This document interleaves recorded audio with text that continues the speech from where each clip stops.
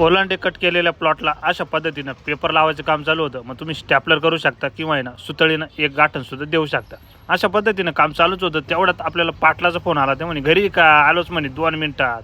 मग अशा पद्धतीनं बबलू पाटील घरी आले होते. घरी आल्यानंतर ते म्हणे हो तुमच्या लई घरीच कामं चालू आहे, तुमच्या दिदीचं काय काम चालू आहे मला पाटाला काचा दम निघतो गेलेलंच बागामध्ये. आमची दीदी लय काम करते.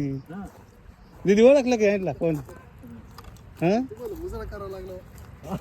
तर जय हरी माऊली राम राम मंडळी. कालच्या व्हिडिओला आहे ना 2 कमेंट होत्या का पाटील तुम्ही शेणखत टाकीत त्या का नाही. यावं म्हटलं द्राक्ष शेती करतो शेणखत कुठं टाकीत नाही असं कुठं होईल का. मग अशा पद्धतीने आपल्या शेणखत टाकायचं काम चालूच होतं.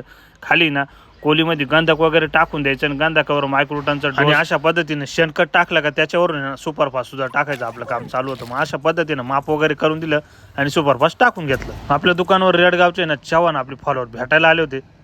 आमची दीदी ती 11वीला आहे. संघानला मी आलतो कॉलेज तू माहिती शॉर्ट फिल्म केली ना आपण बिग पार्टी. हा ना. मग अरे वा त्याच्यामुळेच म्हटलं चला. तुमचा ब्लॉग पाहिला तर माग ते संतानला बी गेलतो चौकशी. हा गेलो होतो. आणि मग जे पाटलानं बाता मारायला सुरुवात केली मग सर्व फॅमिली सोबत आहे ना बऱ्याच वेळ बाता बिता मारल्यानं पाटील मग आता ती मावशी कुठं आहे दयानीची. अहो मी आहे ना तिकडं त्या गावाला शिकायला होतो.